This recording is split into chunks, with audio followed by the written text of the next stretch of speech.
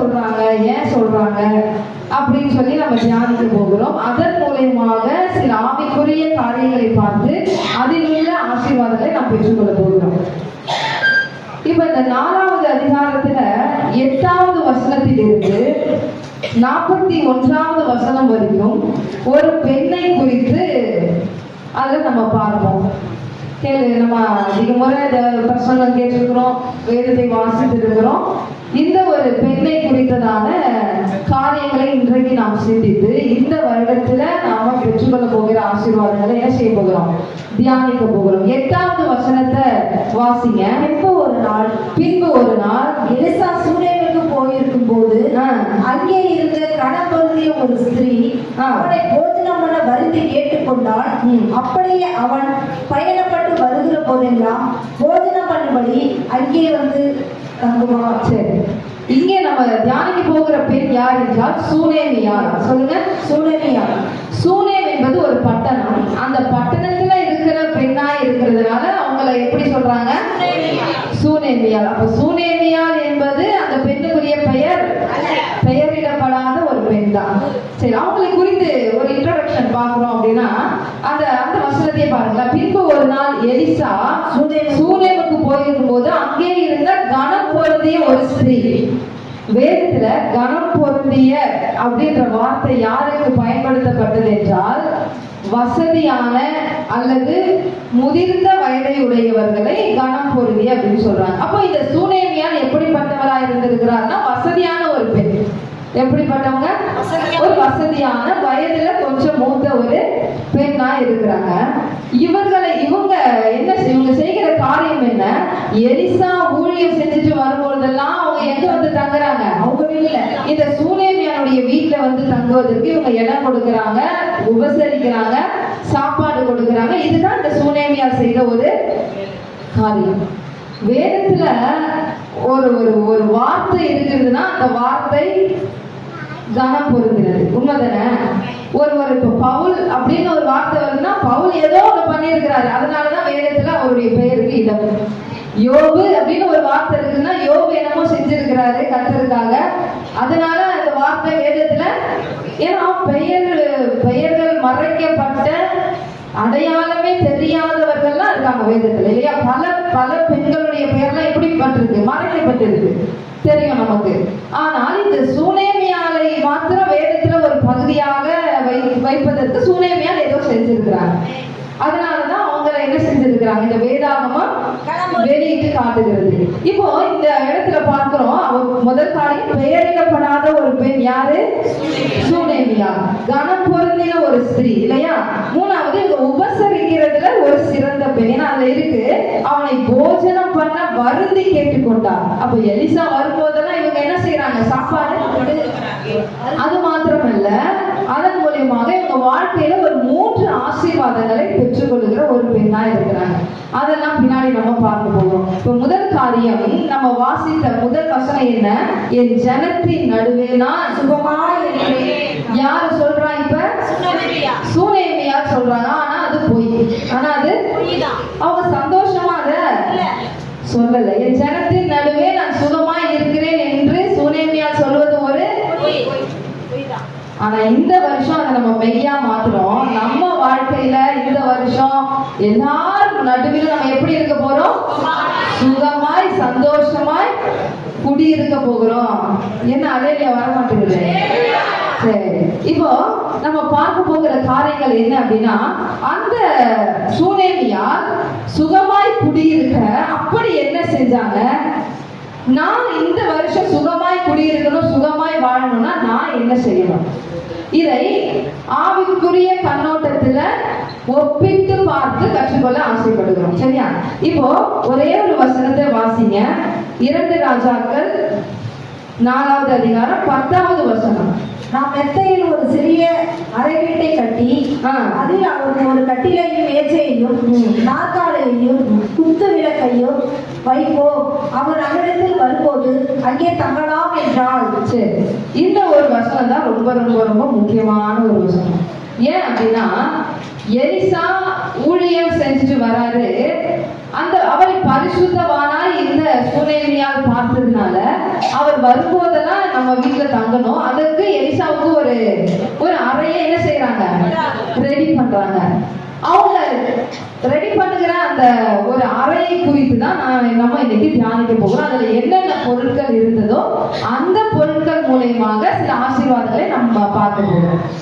இப்போ அவங்க சொல்றாங்க, நாம் மெத்தையின் மேல் ஒரு சிறிய அறை வீட்டை கட்டி அதில் அவருக்கு ஒரு கட்டிலையும் மேஜையும் நாற்காலியும் குத்துவிளக்கு வைப்போம், அவர் நம்மிடத்தில் தங்கலாம்.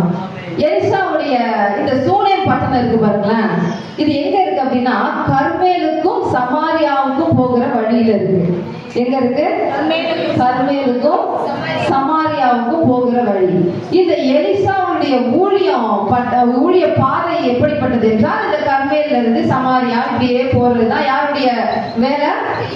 எலிசாவுடைய ஊழியம். அப்படி அவர் ஊழியத்தின்படி போகும் பொழுது எதை தாண்டி போயாகணும்? இந்த சூனேம் பட்டணத்தை, இல்லையா, இந்த சூனேம் பட்டணத்தை தாண்டி போகணும். அப்படி போகும் பொழுதுதான் யார் வீட்டுல தங்குறாரு? சூலமித்தியால சேர்க்கிறாருங்க. அவங்க எங்க இருக்காங்க? அவங்க உன்னத பாட்டுல இருக்காங்க. சரி. அப்ப இந்த சூனேம் பட்டணத்தை தாண்டி போகும் பொழுது எலிசா எங்க வந்து தங்குறாரு? இந்த பட்டணத்துல. இங்க 7 காரியங்கள் அந்த வசனத்துல இருக்கு. இந்த 7 பொருட்களை சூனேமியார் யாருக்கு தராங்க? எலிசாவுக்கு தயாரித்து ரெடி பண்ணி அந்த ரூம்ல வைக்கிறாங்க. அதுல நான் சொல்ற பொருட்களை முதல்ல அண்டர்லைன் பண்ணுங்க, அப்பதான் தியானிக்கும் பொழுது வசதியா இருக்கும். முதல்ல மெத்தை, 2வது சிறிய அறை வீடு, 3வது கட்டில், 4வது இந்த மெத்தை அப்படின்னா நம்ம பெட்டு கிடையாது, மாடியதான் என்னன்னு சொல்லுவாங்க? மெத்தை வீடு சொல்லுவாங்கல்ல. மெத்தை என்பது மேல் வீடு, மேல் அறை, மேல, அதாவது கீழே இந்த தளத்துக்கு மேல இருக்கு இல்லையா, இதெல்லாம் என்னன்னு சொல்றாங்க? மெத்தை. அப்படியானால் இதை ஆவிக்குரிய கண்களை பார்க்கும் பொழுது அது குறிக்கிற வார்த்தை முதன்மையான இடத்தை பரிசுத்தவானுக்கு, ஊழியக்காரனுக்கு சூனேமியார் கொடுக்கிறார். இந்த மெத்தை எதை குறிக்கிறது? முதன்மையான இடத்தை. இவர் அங்க வரும்போதெல்லாம், சூனேம் பட்டணத்துக்கு வரும்போதெல்லாம் இவங்க வீட்டுல தங்கும் பொழுது அந்த எலிசா தங்குவதற்கு ஒரு பழைய ரூமை கொடுத்துருக்கலாமே. மேல் வீடு என்பது எல்லா வீட்லயும் இருக்காது. பேழையை கட்டும் பொழுது நோவாக்கு ஆண்டவர் சொன்னாரு, நீ மேல் தட்டிலே ஒரு ஜன்னலை வையே. அப்போ அந்த மேல் தட்டு என்பது அநேக இடங்களிலே என்ன ஒரு முக்கியமான இடத்தை வகுக்குது. அது எல்லார் வீட்லயும் இருக்காது. தானியேலுடைய சரித்திரங்களை வாசிக்கும் பொழுது அவர் என்ன செய்வாரு? மேல் அறையிலே பலகணிகளை திறந்து வைத்துதான் என்ன செய்யறாரு? அப்போ அந்த மேல் அறை என்பது ஒரு கனம் பொருந்திய ஒரு இடம், மேன்மையுள்ள ஒரு இடம். அதான் சொன்னேன், அது முதன்மையான இடம். சூனேமியார் முதன்மையான இடத்தை ஊழியக்காரனுக்கு கொடுக்கிறார். எவ்வளவு ஒரு நல்ல எண்ணம் பாருங்க. இந்த வருஷம் நம்ம முதன்மையானதுதான் ஆண்டவருக்கு கொடுக்கணும். உண்மைதானே? சந்தோஷமா சொல்லுங்க, முதன்மையான இடத்தை ஆண்டவருக்கு இந்த வருஷம் கொடுக்க போகிறேன். ஏன்னா அப்ப தேன் கூடு இருக்கு இல்லையா, அந்த தேன் கூட்டுல கீழே தான் தேன்லாம் வசிக்கும். தேன்லாம் எங்க இருக்கும்? அந்த மேல் தட்டு, அதுங்களே அந்த தேனீக்கள் வச்சிருக்கோம். அதுல போய் பார்த்தாதான் அந்த மதுரமான தேன் இருக்குமா. அப்போ அது மாதிரி எதுக்காகன்னா அந்த மேல் வீடு, மேல் தட்டு இப்படின்னு வேதத்துல சொல்லப்பட்ட இடங்கள் எல்லாம் ஒரு கனம் நிறைந்த ஒரு இடமாய் காணப்படுகிறது. அது மாத்திரமல்ல, வாசிக்கலாம் அப்போஸ்தலருடைய நடவடிக்கைகள் 1வது அதிகாரம் 13, 14வது வசனத்தை வாசிங்க. அவர்கள் அங்கே வந்தபோது மேல் வீட்டில் ஏறினார்கள். பேதுருவும் யாக்கோவும் யோவானும் அந்திரேயாவும் பிலிப்பும் தோமாவும் பர்தலமேயும் மத்தேயும் அல்பேயின் குமாரனாகிய யாக்கோபும் செலதோ எனப்பட்ட சீமோனும் யாக்கோபின் சகோதரனாகிய யூதாவும் தங்கியிருந்தார்கள். அங்கே இவர்கள் எல்லாரும் ஸ்திரீகளோடும் இயேசுவின் தாயாகிய மரியாளோடும் அவருடைய சகோதரனும் கூட ஒருமனப்பட்டு ஜபத்திலும் வேண்டுதலிலும் தரித்திருந்தார்கள். ஒருமனப்பட்டு ஜபத்திலும் வேண்டுதலிலும் தரித்திருக்கிற ஒரு இடம் அந்த மேல் வீடு. முதன்மையான இடம், அல்லது எப்படி சொல்லலாம், ஜப அறை எப்படி சொல்லலாமா? அப்போ இந்த மெத்தை என்பது எதை குறிக்கிறது என்றால், சூனேமியால் எலிசாவுக்கு கொடுத்த முதல் பொருள் இந்த மெத்தை. இதை ஆவிக்குரிய கண்களிலே நான் பார்க்கும் பொழுது இந்த முதன்மையான இடத்தை நான் என்னைக்கு ஆண்டவருக்கு கொடுக்கிறோனோ அன்னைக்கு நான் ஆசீர்வாதத்தை பெற்றுக்கொள்ள முடியும். இல்லையா? அப்ப எனக்கும் ஆண்டவருக்குமான ஒரு தனிப்பட்ட உறவு அந்த அந்த இடத்துல எனக்கு காணப்படுகிறது. இப்ப இங்க வாசிக்கிறோம், இயேசுவும் அங்க சொல்லப்பட்ட அத்தனை சீஷர்களும் இயேசுவின் தாயாகிய மரியாதை என்ன செய்யறாங்க? அந்த மேல் வீட்டுல ஒருமனப்பட்டு ஜெபிக்கிறாங்க. அது ஒரு ஜெப அறையா இருக்குது, ஒரு கனம் நிறைந்த ஒரு இடமா இருக்கிறது, அது ஒரு முதன்மையான இடமாய் அது காணப்படுகிறது. இப்ப பாருங்க, ஆதியாகமம் நான் வாசிக்க வேண்டாம், 4:4 ஆபேல் காணிக்கை கொடுக்கும் பொழுது எப்படிப்பட்ட காணிக்கையை கொடுப்பாரு? மந்தையிலே தலையீற்றையும் கொழுமையானவைகளையும். இது எப்படிப்பட்டது? முதன்மையானது, முதல்ல பர்ஃபெக்டானதை ஆண்டவர் கொடுக்கணும். அப்பதான் ஆசீர்வாதம், அப்பதான் அவர் அதை திரும்ப பல மடங்காய் கொடுப்பார். நம்ம என்ன கொடுக்கிறோமோ அதுதான் நமக்கு திரும்ப வரும். இந்த ஆண்டு முதல் நம்ம 7 பொருள் சொன்ன பாத்தீங்களா? இந்த 7 பொருளை தியானிக்கும் பொழுது ஒவ்வொரு விசுவாச அறிக்கை நம்ம செய்ய போறோம். இந்த ஆண்டுக்கான விசுவாச அறிக்கை. இப்ப முதல் காரியம் மெத்தை எதை குறிக்கிறது? முதன்மையான இடத்தை. இப்ப முதல் அறிக்கை என் கூட சேர்ந்து சொல்லுங்க. இந்த ஆண்டு முதன்மையானதை நான் தேவனுக்கு தருவேன். ஒரு ஆட்டுக்குட்டி தெரியாம சபைக்கு உள்ள ஓடி வந்துருச்சு, மாடிக்கு வந்துருச்சு. திறக்கும் பொழுது என்ன ஆயிடுச்சு? மாடியில இருந்து கீழே வந்து கால் உடஞ்சிருச்சு. அந்த அம்மா என்ன செய்யறாங்க? அந்த ஆட்டுக்கு உரிமையானவங்க வந்து, ஐயோ இந்த மாதிரி கால் உடஞ்சிருச்சே, நீங்க பாக்கலையா, செத்து போயிடுச்சே. பார்த்தா உயிர் இருக்கு. ஐயா ஜெபம் பண்ணி உயிரை கொடுத்துட்டாங்க. ஜெபம் பண்ணி உயிர் வந்தோட நம்ம சொல்றாங்க, ஐயா சரியாயிடுச்சு, ஆனா கால் தான் உடஞ்சிருச்சு. இது சபையிலே வந்து கால் உடைச்சதுனால இதை நான் ஆண்டவருக்கே கொடுக்குறேன். இது அறியாமை தான். கால் உடைஞ்ச ஆட்டை கொடுக்கறதா முதன்மையானது? இது அறியாமையில அவங்க ரட்சிக்கப்படாதவங்க அறியாமையில சொன்னாங்க. ஆனால் ரட்சிக்கப்பட்ட நாமே சில நேரம் கர்த்தருக்கு எதைதான் கொடுக்குறோம்? கால் உடைஞ்சது, அழுவி போனது, கை உடைஞ்சது, வீணா போனது, உரண்டிக்கிட்டு இருக்கிற கோழி, இதெல்லாம் தான் என்ன செய்யறோம்? கர்த்தருக்கு எதை கொடுக்கணும்? முதன்மையானதை கொடுக்கணும். ஆபேல் கொழுமையானவைகளையும் தன்னுடைய மந்தையில தலையீற்றை கொடுத்ததுனால கர்த்தர் காணிக்கையை அங்கீகரித்தார். இந்த ஆண்டு நம்ம எடுக்கிற முதல் உறுதிமொழி என்ன? இந்த ஆண்டு முதன்மையானதை நான் சூனேமியால் கொடுத்த முதல் பொருள் என்னது? மெத்தை. இரண்டாவது வாசிங்க, அதே அந்த இரண்டாவது பொருள் என்ன? சிறிய அறை வீட்டை கட்டி. சிறிய அறை வீடு எதை குறிக்கிறது என்றால் கட்டுப்பாடான வாழ்க்கை முறையை குறிக்கிறது. ஒரு கட்டுப்பாடான வாழ்க்கை முறையை குறிக்கிறது. ஒரு சின்ன அறை வீடுனா அது எப்படி இருக்கும்? 4 சுவர் இருக்கும் இல்லையா? அந்த 4 சுவர் எதுக்காக? ஒரு கட்டுப்பாடு. ஒரு சின்ன அறை வீடுனா அதுதான், அப்பதான் அது ஒரு அறை வீடுன்னே சொல்ல முடியும். அப்போ தேவனுடைய பிள்ளைகளுக்கு தேவையான ஒன்று என்ன அப்படின்னா, ஒரு அடைக்கப்பட்ட கட்டுப்பாடான ஒரு வாழ்க்கை நமக்கு தேவை. ஒரு பரிசுத்தம் அப்பதான் இருக்கும். கட்டுப்பாடு இல்லாம ஏதோ தானோ இருந்தோம்னா அது கிறிஸ்தவ வாழ்க்கையா இருக்க முடியாது. இது வரைக்கும் இல்லைனாலும் இனிமே எப்படி செஞ்சுக்கணும்? ஒரு ஒரு கட்டுப்பாடு, ஒரு கடிவாளம் நமக்கு தேவை. ஏன்னா உன்னத பாட்டு 4:12 தெரிந்த வசனம் தான். எப்படி இருப்ப? அடைக்கப்பட்ட தோட்டமும் மறைவு கட்டப்பட்ட. ஏன் தோட்டத்துக்கு அடைப்பு இல்லைன்னா, மறைவு கட்டலன்னா ஒண்ணுமே இல்லாம போயிடும், எல்லாம் உள்ள வந்து போய். அப்போ அடைக்கப்பட்டால்தான், கட்டுப்பாடு இருந்தால்தான் அது எப்படி இருக்கும்? மேன்மையானதாய், பாதுகாப்புள்ளதாய், செழிப்புள்ளதாய் இருக்கும். அப்போ தேவனுடைய பிள்ளைகளுக்கு நமக்கு தேவையான இரண்டாவது காரியம் என்ன அப்படின்னா, ஒரு கட்டுப்பாடான வாழ்க்கை முறை. வாசிங்களேன், கட்டுப்பாடான வாழ்க்கை முறை ஏன் தேவை எனக்கு? இந்த சூனேமியால் கொடுத்த இந்த அறை வீட்டுல இப்படி ஒரு காரியம் இருக்கிறது. வாசிங்க 2 ராஜாக்கள் 9:1 வசனத்தை வாசிங்க. அப்பொழுது தீர்க்கதரிசியாகிய எலிசா தீர்க்கதரிசிகளில் ஒருவனை அழைத்து, நீ இதை கட்டிக்கொண்டு இந்த தலைக்குப்பையை உன் கையில குப்பியை உன் கையில் எடுத்துக்கொண்டு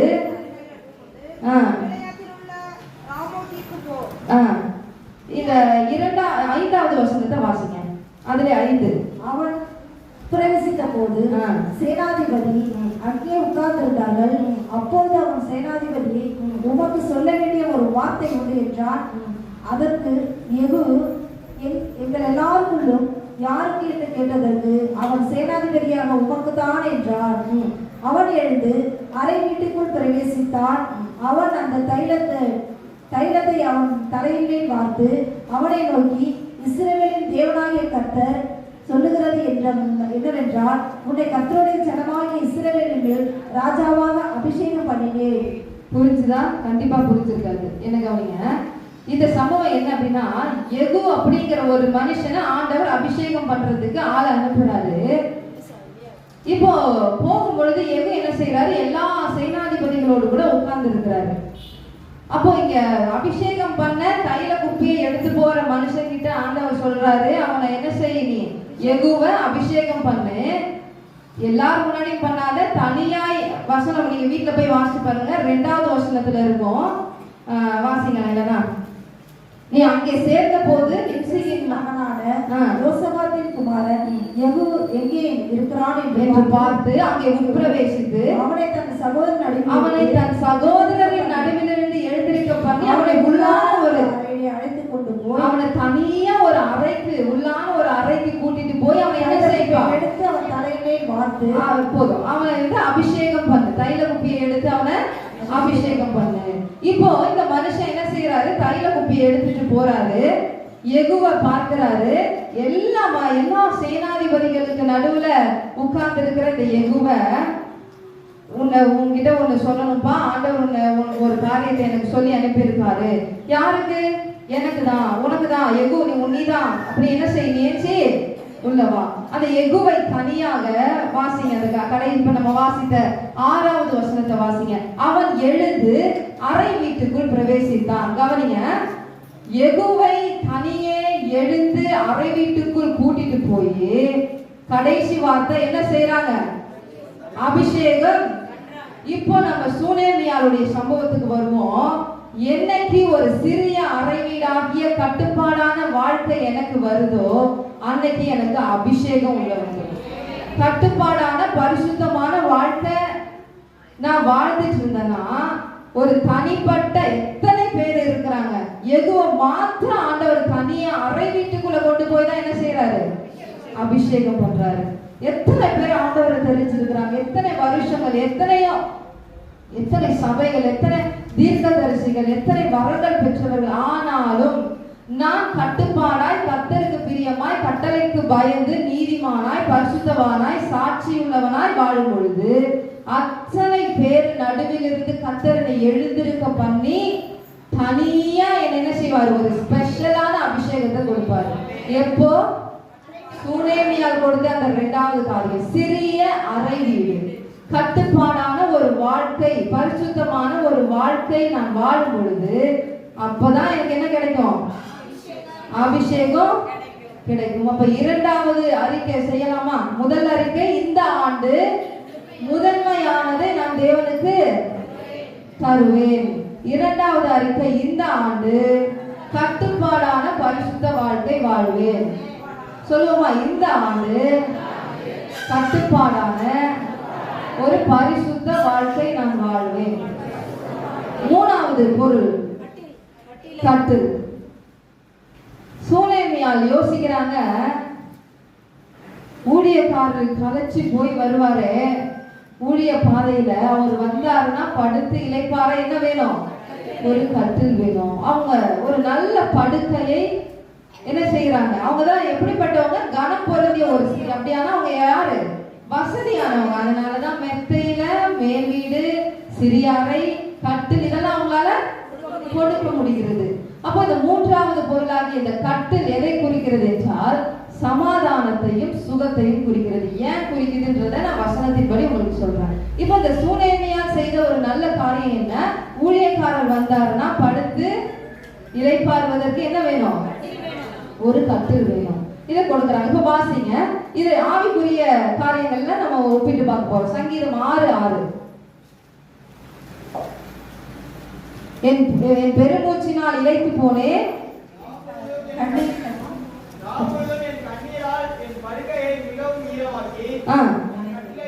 என் கட்டிலை நனைக்கிறேன்.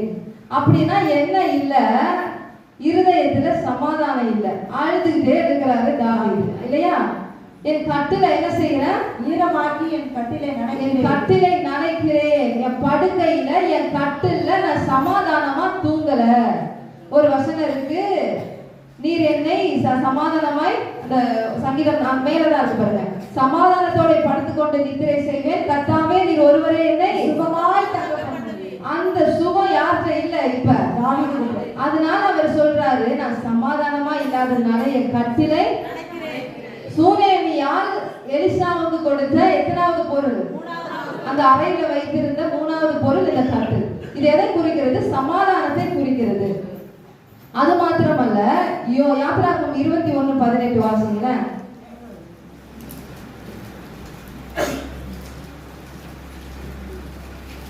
மனிதர் சண்டை பண்ணி மற்றவர்களை கல்லால் எரிந்ததினாலாவது கையால் அடித்ததினாலாவது அவன் சாவாமல் கட்டில் கிடையாய் கிடையாது. 21:18 தானே வாசிக்கிறீங்க? ஆமா. ஒருவன் மற்றவர்களை கல்லால் எரிந்தனாவது கையால் அடித்ததினாலாவது அவன் சாவாமல் கட்டில் கிடையாது கிடந்து. இது எல்லாரும் பயன்படுத்துகிற ஒரு வார்த்தை தான். ரொம்ப சரீரத்துல சுகம் இல்லாம அந்த கடைசி காலங்கள்ல இருக்கும்போது எப்படி சொல்லுவாங்க, கட்டில் கிடையாது கிடக்குறாங்க அப்படின்னா என்ன இல்ல, அவங்க சரீரத்துல சுகம் இல்ல. அதனாலதான் சொன்னேன், இப்ப நம்ம சங்கீதத்துல தாவீது சொல்றாரு, என் கட்டிலை நினைக்கிறேன், சமாதானம் இல்ல. கட்டில் எதை குறிக்கிறது? இங்க கட்டில்ல என்ன இல்ல, சுகம் இல்லை, கட்டில் கிடையாய்கிறது. அப்போ இந்த சூனேமியால் கொடுத்த 3வது பொருளின் ஆவிக்குரிய அர்த்தம் சமாதானமும் சுகமும். சமாதானமும் சுகமும் தேவனுடைய பிள்ளைகளுடைய வாழ்க்கையில இருந்துருச்சுன்னா எந்த பிரச்சனையும் கிடையாது. அழகா வாழ்க்கை என்ன செஞ்சுட்டு இருக்கோம், என் ஜனத்தின் நடுவே நான் எப்படி இருக்கிறேன், சுகமா இருக்கிறேன். யாரு சொன்னது? அது முக்கியமான ஒரு விஷயம் என்னன்னா இந்த கட்டில், இந்த சமாதானம், இந்த சுகம். ஏன்னா ஒரு வசனம் நமக்கு தெரிஞ்ச வசனம் இருக்கு, சங்கீதம் 122:7. தெரிந்த வசனம், உன் அலங்கத்திற்குள்ளே சமாதானம், உன் அரண்மனைக்குள்ளே. ஏன் இது 2 தேவைன்னா அது இருந்தாதான் நம்ம நிம்மதியா வாழ முடியும். இப்ப பார்த்தோம் பாத்தீங்களா, இந்த கட்டில் எதை குறிக்கிறது? சமாதானத்தையும் சுகத்தையும் குறிக்கிறது. அப்ப இது 2 ரொம்ப முக்கியமான ஒரு விஷயம். தாவீது கட்டில்ல சமாதானம் இல்லாம இருக்கிறாரு, இங்க பாக்குறோம் கட்டில் கிடையாய் கிடந்து. அப்ப சமாதானமும் சுகமும் நிச்சயமா நமக்கு இந்த ஆண்டு கர்த்தர் தருவார். ரோமர், இந்த சமாதானம் நம்முடைய இருதயத்திலே இருக்கணும், மற்றவர்களிடத்திலே எப்படி இருக்கணும்? 2மே உண்டு இல்லையா? இருதயத்துல நமக்கும் எல்லா காரியங்களிலும் சமாதானம் இருக்கணும், மற்றவர்களிடத்துல நம்ம எப்படி இருக்கணும்? ஒருவருக்கு ஒருவர். வேதத்துல ஒரு வசனம் இருக்கு, ரோமர் 12:18 வாசிங்க.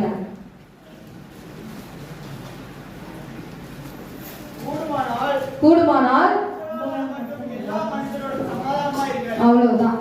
கூடுமானால் உங்களால் ஆன மட்டும் எல்லா மனுஷரோடு எப்படி இருக்கணும்? இந்த வருஷம் ரொம்ப கஷ்டம், ஆண்டவரே ஓடிடுவாரு இல்ல. கூடுமானால் உங்களால் ஆன மட்டும் எல்லா மனுஷரோடும். சொன்னது யாரு? சொல்லிட்டு அவர் எல்லாம் சொல்லிட்டு போயிடுவாரு. ஃபாலோ பண்றதுதான் நமக்கு ரொம்ப கஷ்டமா இருக்கு. ஆனால் இந்த கட்டில் நம்ம வாழ்க்கையில சரியா இருந்துச்சுன்னா எல்லா ஆசீர்வாதங்களையும் பெற்றுக்கொள்ள முடியும். சமாதானம், சுகம், இது நமக்கு முக்கியமான ஒரு விஷயம், முக்கியமான ஒரு வாக்குத்தத்தம். ஒரு அலங்கத்திற்குள்ளே சமாதானமும், ஒரு அரண்மனைக்குள்ளே. சூனேமியால் கொடுத்த 3வது பொருள் என்ன? சமாதானம் இருக்குதா? மற்றவங்களோட நம்ம சமாதானமா இருக்கிறோமா? ஒரு புதிய வருஷத்துல வந்துட்டோம், புதிய துவக்கம், எல்லா வருஷம் தூக்கி போட்டுருந்தோம். இந்த ஃபாஸ்டிங் பிரேயர் 2 வாரமும் சுத்திகரிப்பு ஆபரேஷன் தேக்கரா அப்படிதானே பேர் வச்சிருந்தாங்க. அப்ப எல்லாம் ஆபரேஷன் பண்ணி போட்டாச்சா? சின்ன சின்ன பிசுறுலாம் இருந்தாலும் இன்னையோட என்ன செஞ்சிருக்கோம், தூக்கி போட்டுட்டு திருவிருந்துல சந்தோஷமா போய் தேவனுடைய பந்தியில நம்ம பங்கு பண்ணோம். எல்லா கசப்பு, எரிச்சல், கோபம் எல்லாத்தையும் போட்டுருக்கோம். வாழ்றது கொஞ்ச நாள், கடைசி காலத்துல நம்ம இருக்கிறோம். ஆனா அதுதான் கஷ்டமா இருக்கு. சமாதானமா இருக்கிறோமா? 3வது பொருள் என்கிட்ட கரெக்டா இருக்குதா? நான் இந்த வருடம் சமாதானத்தோடும் சுகத்தோடும் வாழ்வேன். 3வது அறிக்கை பண்ணுங்க, இந்த வருடம் சமாதானத்தோடும் சுகத்தோடும் வாழ்வேன். குடும்ப ஜபத்துல உட்காரும் போதே சண்டை வந்துருது இல்லையா? இந்த பாட்டு பாடாத, இந்த பாட்டு தான் பாடு, அதுலயே சண்டை வந்துடும். ஏய் ஜபத்துக்கு வந்து உட்காரு, நான் உட்கார மாட்டேன், அதுலயே சண்டை வந்துடும். இந்த அதிகாரம் வாசி, இல்ல அந்த அதிகாரம் வாசிப்போம், இஷ்டத்துக்கு வாசிக்க முடியாது. சரியா போச்சு, எதுக்கு குடும்ப ஜபம்? இதுதான் சின்ன சின்ன காரியங்களிலே நம்ம என்ன செய்ய மாட்டேங்கிறோம், விட்டு கொடுத்து போகும் பொழுதுதான் சமாதானத்தை நம்ம பெற்றுக்கொள்ள முடியும். அப்போ இந்த 3வது காரியம் எதை குறிக்கிறது? சமாதானத்தையும் சுகத்தையும் குறிக்கிறது. 4வது வாசிக்கலாம். மேஜை. சூனேமியாருடைய எண்ணத்தை பாருங்க. ஒரு மனுஷன் வந்து தங்கணும்னா என்ன செய்வோம்? இப்ப நான் ஒரு வீட்டுக்கு போறேன்னா, நான் நைட்டு தங்க போறேன் அப்படின்னா எனக்கு சாப்பாடு கொடுப்பாங்க, ஒரு ரூம் ஒதுக்கி கொடுப்பாங்க, நான் படுக்கிறதுக்கு ஒரு பாயோ கட்டில கொடுப்பாங்க, அவ்வளவுதானே. குடிக்க தண்ணியோ. ஒரு மேஜை போடுவதற்கு காரணம் என்ன அப்படின்னா, அவர் ஒரு பரிசுத்தவான், அவர் ஒரு ஊழியக்காரர், அவர் சத்தியத்தை மற்றவங்களுக்கு சொல்றவரு. அவர் வந்தாருன்னா தூங்க மாத்திரம் செய்ய மாட்டாரு, என்ன செய்வார்? உட்கார்ந்து வேதத்தை தியானிப்பாரு. அந்த பரிசுத்த வேதத்தை தரையில வைத்தா தியானிப்பது, கட்டுல வைத்தா தியானிப்பது. அதுக்கு ஒரு மேஜையை போடணும். எப்படி யோசிச்சிருக்காங்க பாருங்க. நம்ம அப்படித்தானே சின்ன சின்ன காரியங்கள் மற்றவர்களை பிரியப்படுத்த நம்ம செய்யறோம். போய் இந்த சூனேமியா செய்யற காரியம், ஒரு பரிசுத்தமா என் வீட்டுல வந்து தங்க போறாரு, அவர் படுத்து தூங்க போறதுல என்ன செய்வாரு? கண்டிப்பா வேத வசனத்தை தியானிப்பாரு. அதற்கு ஒரு மேஜையை நான் என்ன செய்யறேன்? போடுகிறேன். எவ்வளவு அழகான ஒரு எண்ணத்தை பாருங்க. தேவ மனுஷன் வேதத்தை தியானிக்க தேவையான ஒண்ணு என்ன? அப்பாவோட டேபிள்ல நாங்க கையை வைக்க முடியாது. ஒரு சின்ன பேப்பர் காணுனாலும் வீடு காலி ஆயிடும். அதுல அவங்க கர்த்தருக்கு பிரியமானது, அவங்க என்ன விருப்பப்படுறாங்களோ வேதம் சம்பந்தப்பட்ட புத்தகங்கள் மாத்திரம்தான் அவங்க என்ன செஞ்சிருப்பாங்க? வச்சிருப்பாங்க. அப்போ அந்த மேஜையில தேவனுடைய வசனம், வேத வசனங்கள் வைக்கப்பட்டா அந்த மேஜைக்கு ஒரு கனம் வந்துருது, அந்த மேஜைக்கு ஒரு மரியாதை வந்துருது. இந்த தேவ மனுஷர் அமர்ந்து அந்த வேதத்தை அந்த மேஜையோடு வைக்கும் பொழுது அவருக்கும் அந்த வேதத்துக்குமான ஒரு இணைப்பு, ஒரு ஐக்கியம் என்ன ஆகுது? அதுக்கு ஒரு மேஜை அங்க தேவைப்படுகிறது. அப்படியானால் மேஜை ஐக்கியத்தை குறிக்கிறது, இணைப்பை குறிக்கிறது. முதல்ல வாசித்தோம், மறந்துட்டோமா? மெத்தை எதை குறிக்கிறது? இந்த ஆண்டு முதன்மையானதை. இரண்டாவது சிறிய அறை வீடு, இந்த ஆண்டு கட்டுப்பாடான பரிசுத்த வாழ்க்கை வாழ்வேன். மூணாவது கட்டில், இந்த ஆண்டு சமாதானத்தோடும் சுகத்தோடும். நாலாவது இந்த ஆண்டு ஐக்கியத்தோடு வேதத்தோடு மாத்திரம் இணைந்து வாழ்வேன். இந்த ஆண்டு எப்படி வாழ்வேன்? வேதத்தோடு மாத்திரம். நமக்கும் வேதத்துக்குமான இணைப்பு எப்படி இருக்கிறது? ஒரு சரியான மேஜை இருக்கிறதா? உலக பிரகாரமான மேஜை இல்லை. அது வேணும்னா ராஜா செஞ்சு கொடுத்துருவாங்க. எந்த மேஜையா? நம்ம சூனேமியால் அந்த இடத்துல போடப்பட்ட மேஜை ஊழியக்காரனுக்கு கர்த்தருக்கும் ஒரு இணைப்பு உண்டாகுவதற்கு பயன்படுவதற்கு அவங்க என்ன செய்யறாங்க? யோசித்து அழகா ஒரு மேஜை போட்டிருக்கிறாங்க. ஆனா நம்முடைய வாழ்க்கையில நம்முடைய வேத வாசிப்பு, கர்த்தரோடு இருக்கிற ஐக்கியம், இணைப்பு எப்படி இருக்கிறது? கடந்த ஆண்டு எப்படி இருந்துச்சோ அது நமக்கு தேவையில்லை. ஒரு புதிய துவக்கம். இந்த ஆண்டுல நம்ம என்ன செய்ய போறோம்? ஒரு சரியான மேஜையை கண்டுபிடிக்க போகிறோம். அப்படியானால் சரியான ஒரு இணைப்பு, சரியான ஒரு ஐக்கியம் யாரோட முதல்ல வேணும்? மனுஷரோட இருக்கிறதை காட்டிலும் கர்த்தருக்கு. ஆராதனையில சொன்னாங்க, மனுஷரின் பேரில் பற்றுதலா இருப்பதை பார்க்கிறோம். அப்ப எனக்கும் ஆண்டவருக்குமான வேதத்தின் மூலம் இருக்கிற இணைப்பு எப்படி இருக்கிறது? போகும்போது ஜெபம் பண்ணிடலாம், வண்டியில போகும்போது ஜெபம் பண்ணிடலாம், படுத்திருக்கும் போது கூட ஜெபம் பண்ணிடலாம். ஆனா கர்த்தர் பேசணும்னா நான் வேதத்தை எடுக்கணும்.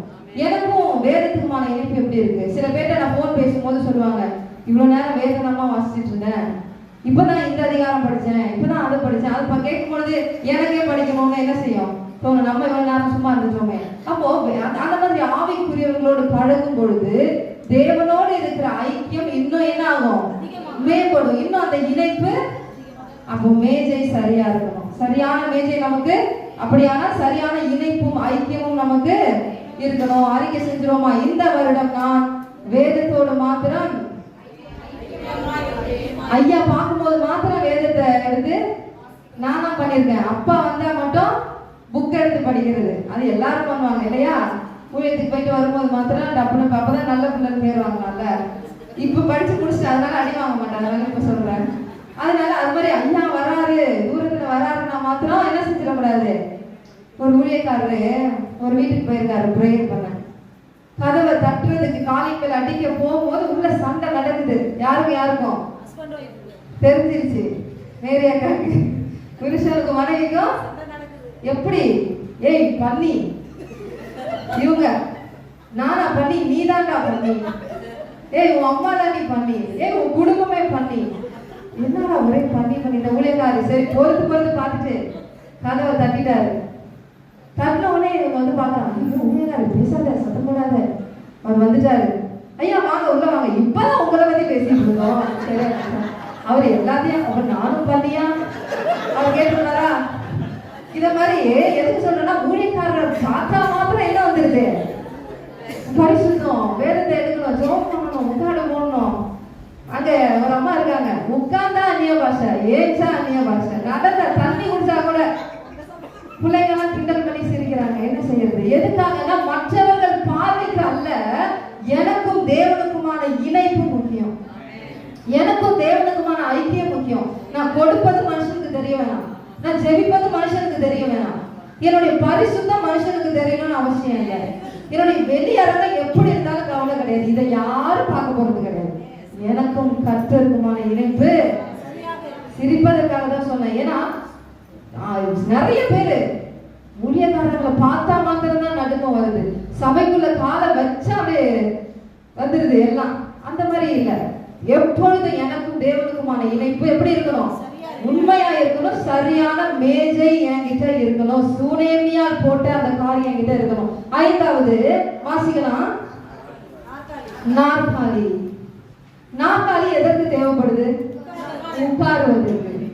இந்த ஊழியக்காரர் ஊழிய பாதையில போயிட்டு கஷ்டப்பட்டு ஊழியம் செஞ்சுட்டு வந்து அவர் கட்டில படுப்பார். அவங்க யோசனைய பாருங்க. ஒரு மனுஷன் தங்கணுமா, ஒரு பழைய ரூமை கொடுத்துருக்கலாம், இல்லையா ஒரு பாயை கொடுத்து படுத்துக்க சொல்லலாம், இல்ல மாடி சும்மா தான் இருக்கு போய் படுத்துக்க சொல்லலாம். ஒரு மெத்தையில ஒரு சிறிய அறை, அதுல கட்டுல போட்டு மேஜைய வச்சு நாற்காலிய வைப்பதற்கு அவர் இளைப்பாறுவாரு. கொஞ்ச நேரம் உட்கார்ந்து வேதத்தை வாசிப்பதற்கு இந்த மேஜைக்கு இணையா என்ன தேவை? ஒரு நாற்காலி தேவை. அப்போ அந்த நாற்காலி எதை குறிக்கிறது என்றால் இளைப்பாறுதலை குறிக்கிறது. நாற்காலி 5வது காரியம் எதை குறிக்கிறது?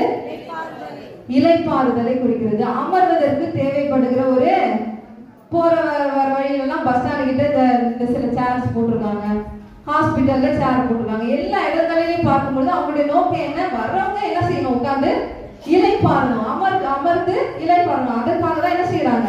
இந்த நாற்காலி உலகத்துல பயன்படுத்தப்படுகிறது. அப்ப இந்த சூனேமியாருடைய எண்ணமும் என்ன? தேவ மனிதனாகிய எலிசா ஊழியம் செய்து கலைத்து வந்து அமர்ந்து இளைப்பாற ஒரு நாற்காலி தேவை. இது யாருடைய எண்ணம்? மறந்தாச்சு. சூலமிதியா சூனேமியாலா? சூனேமியா. இப்போ இந்த இளைப்பாறுதலை தருகிற நாற்காலி என்கிட்ட இருக்குதா? நான் இந்த வருஷம் இளைப்பாறுதலா இருக்கணும். நான் இந்த வருஷம்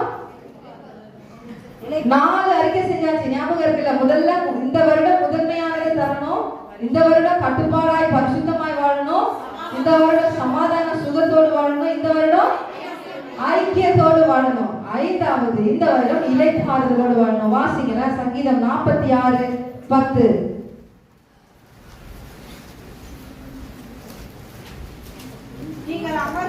நீங்கள் அமர்ந்து அமர்ந்தாச்சா நாற்காலியில?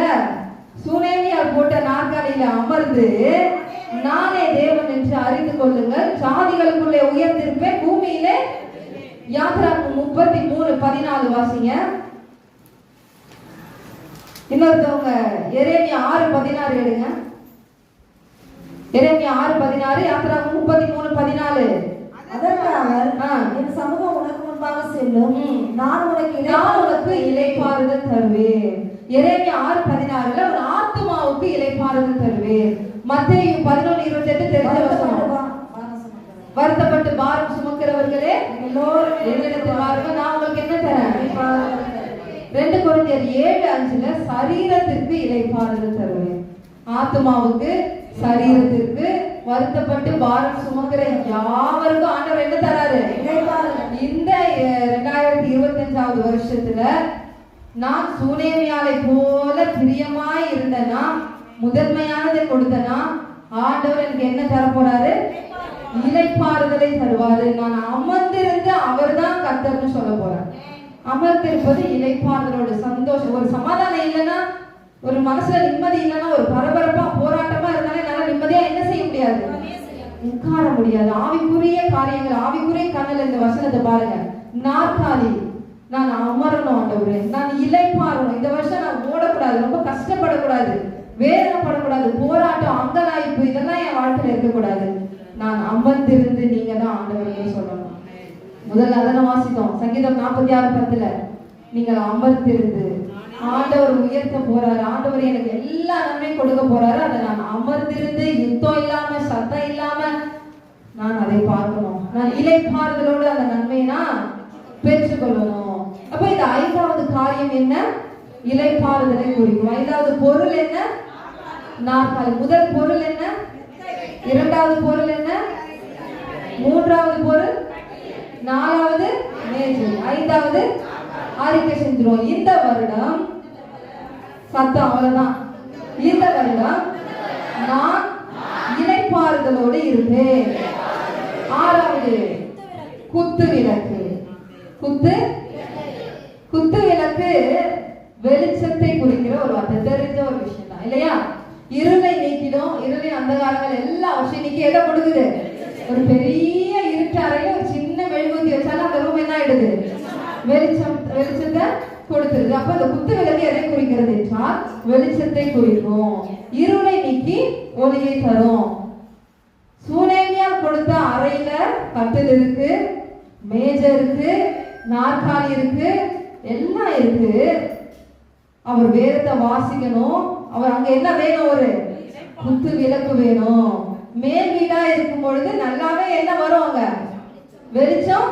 நோவா பேழையை கட்ட சொல்லும் பொழுது ஆண்டவர் மேல் தட்டை வைக்க சொன்னதே வெளிச்சம் உள்ள வர, காற்று போயிட்டு வர. ஏன்னா மிருக ஜீவன்கள் நடமாட்டம் பொழுது ஸ்மெல் எடுத்துரும். அதனால என்ன வேணும்? ஒரு மேல் தட்டு, அங்க ஜன்னல் வைக்கணும், வெளிச்சம் நல்லா வரணும். அப்போ இங்க இவர் தங்கும் பொழுது இரவுல தங்குவாரு, ஒருவேளை பகல்ல தங்கலாம். அதனால அந்த ஊழியக்காரனுக்கு சூனேமியால் கொடுக்கிற எத்தனாவது பொருள்? 6வது பொருள் இந்த குத்து விளக்கு. ஒருவேளை வெளிச்சம் இல்லைன்னா, ஒருவேளை அவருக்கு வேதத்தை படிக்க வெளிச்சம் பத்தலைன்னா என்ன வேணும்? அவங்க ஒரு வெளிச்சம் வேணும், ஒரு விளக்கு வேணும். அந்த குத்து விளக்க என்ன செய்யறாங்க? சூனேமியா எலிசா இருக்கிற அறையில ரெடி பண்ணி வைக்கிறாங்க. இப்ப வாசிங்க. நான் உலகத்திற்கு எப்படி இருக்கிறேன்? வசனம் தெரியும். இந்த வருஷம் நான் மற்றவர்களுக்கு வெளிச்சமா இருக்கணும். யாத்திராகமம் 27:20 வாசிங்க. தம்பிங்களா பேசாதீங்கப்பா. குத்து விளக்கு எப்பொழுதும் எரிந்து கொண்டிருக்கும். குத்து விளக்கு எப்பொழுதும் போதும். உலகத்துக்கு வெளிச்சமா இருக்கணும்னு முடிவு பண்ணிட்டீங்களா? எப்பொழுதும் வெளிச்சமா இருக்கும். ஏன்னா வசனம் என்ன சொல்லுது? யாத்திராகமம் 27:20 இப்பதானே வாசிங்க மறுபடியும். இந்த குத்து விளக்கு எப்படி இருக்கணும்? எப்பொழுதும் எரிந்து கொண்டு இருக்கணும். கொஞ்ச நாள் எரிஞ்சிட்டு காணப்படக்கூடாது. மங்கி எரிஞ்சாலும் பிரயோஜனம் கிடையாது. கொஞ்ச நேரம் எரிஞ்சிட்டு அணைஞ்சு போயிட்டாலும் பிரயோஜனம் கிடையாது. குத்து விளக்கு எப்பொழுதும் எரியணும். நான் வெளிச்சத்தை கொடுக்கறேன்னா அந்த வெளிச்சம் அதிகமாயிட்டே தான் இருக்கணுமே தவிர குறைய கூடாது. அப்போ இந்த 6வது காரியம் எதை குறிக்கிறது? குத்து விளக்கு எதை குறிக்கிறது? வெளிச்சத்தை குறிக்கிறது. நான் வெளிச்சத்தை கொடுக்கிற ஒரு மகனாய் இந்த வருஷம் நான் இருக்க ஆசைப்படுறேன்னா என்னுடைய வெளிச்சம் எப்படிப்பட்டதா இருக்கணும்? எப்பொழுதும் எரிகிற குத்து விளக்காய், எப்பொழுதும் பிரகாசிக்கிற ஒரு விளக்காய் நான் இருக்கணும். 2வது என்னாகமம் 8:4 வாசிங்க. என்னாகமம் 8:4. இந்த குத்து விளக்கு அதில் பாதம் முதல் பூக்கள் வரைக்கும் பொன்னினால் அடிப்பு வேலையாய் செய்யப்பட்டிருந்தது. கர்த்தர் மோசேக்கு காண்பித்த மாதிரியின்படியே விளக்கை உண்டாக்கினான். அவன் ஒரு குத்து விளக்கை உண்டாக்கினான். 2வது வசனத்தை வாசிங்க. நீ ஆரோனோடே சொல்ல வேண்டியது என்னவென்றால், நீ விளக்குகளை ஏற்றும் போது 7 விளக்குகளும் விளக்கு தண்டிற்கு நேரே எரியணும். குத்து விளக்கு நேரே எரியணும். முதல்ல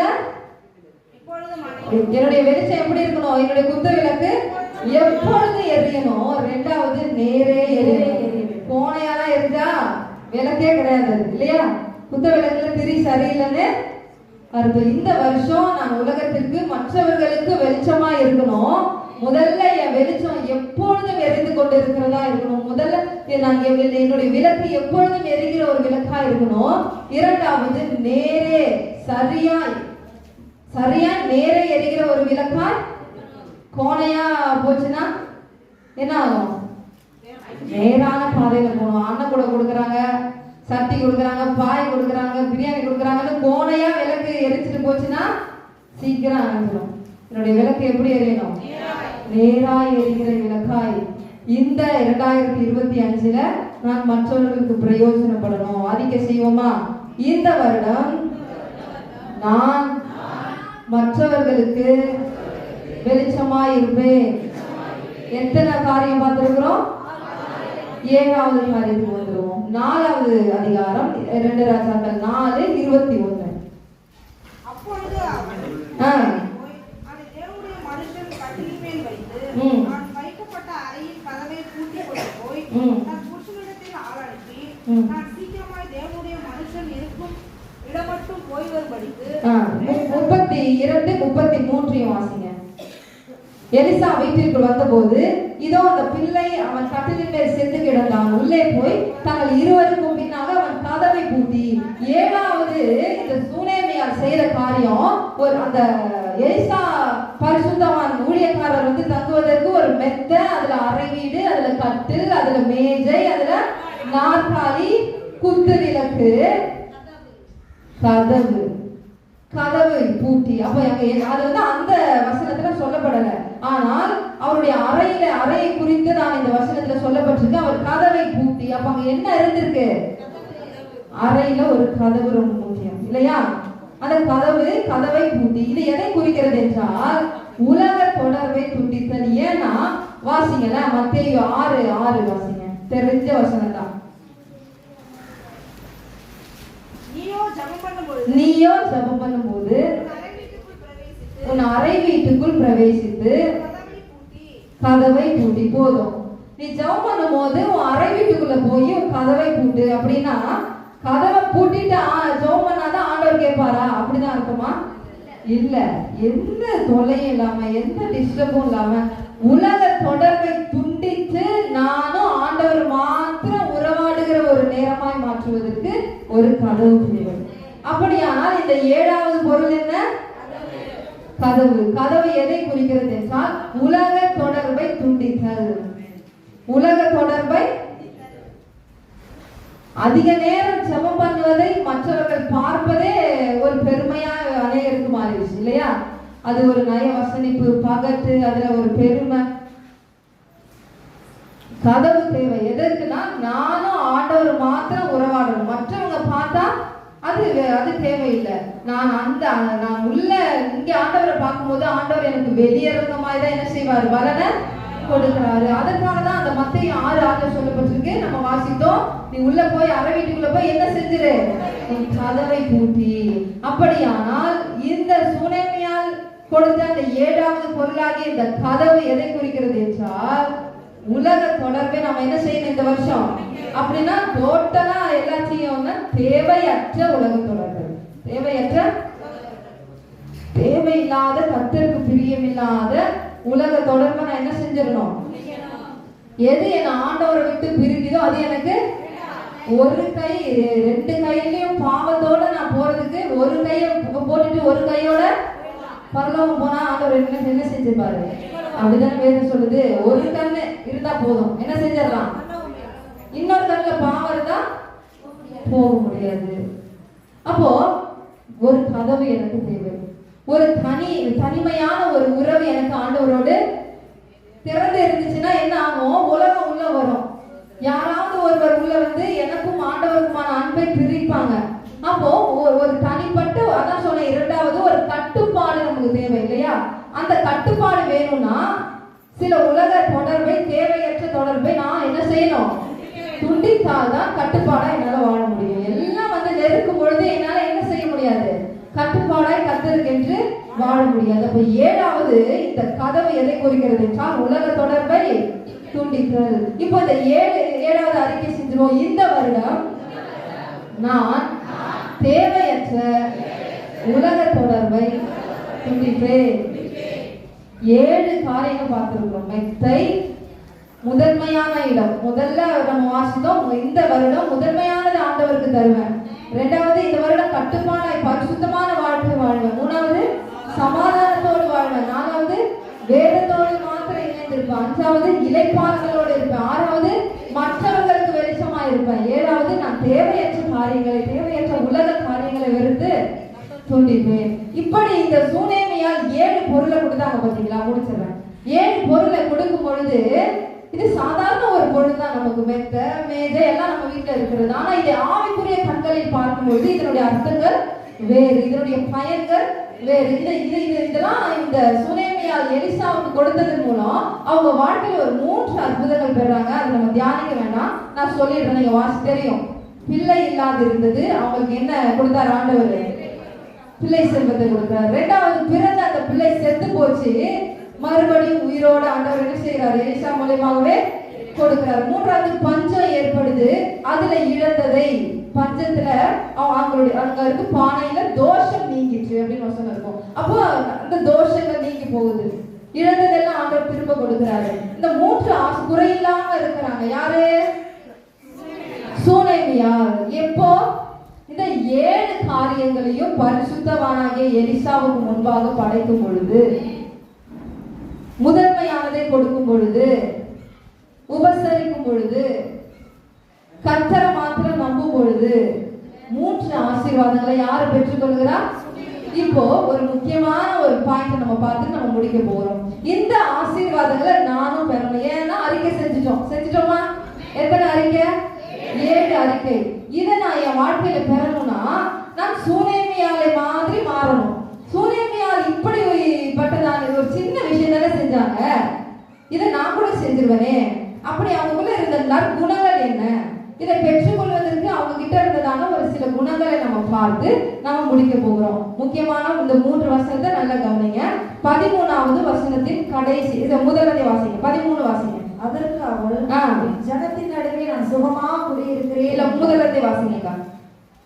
அவள் கேயாசை பார்த்து, இதோ இப்படிப்பட்ட சகல சலகக்காரரோடும் எங்களை விசாரித்து வருகிறாயே, உனக்கு நான் என்ன செய்ய வேண்டும்? ராஜாவிடத்திலாவது சேனாதிபதியிடத்திலாவது உனக்காக நான் பேச வேண்டிய காரியம் உண்டோ என்று அவளை கேள் என்றான். அதற்கு அவள், என் ஜனத்தின் நடுவே நான் சுகமாய் குடியிருக்கிறேன் என்றாள். 14 அவளுக்கு செய்ய வேண்டியது என்னவென்று கேயாசி அவள் கேட்டதற்கு, அவன் அவளுக்கு பிள்ளை இல்லை, அவள் புருஷனும் பெரிய வயதுள்ளவன் என்றாள். சரி, போதும்.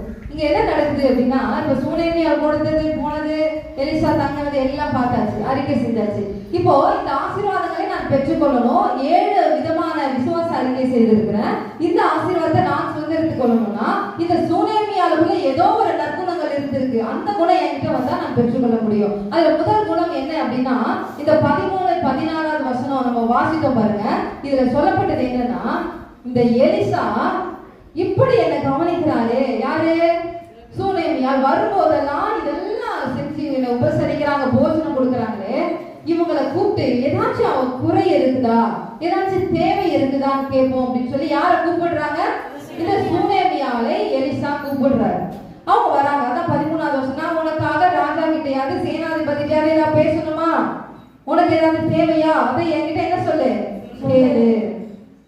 அதுக்கு அவங்க சொன்ன வார்த்தை தான், என் ஜனத்தின் நடுவே நான் சுகமாய் குடியிருக்கிறேன்.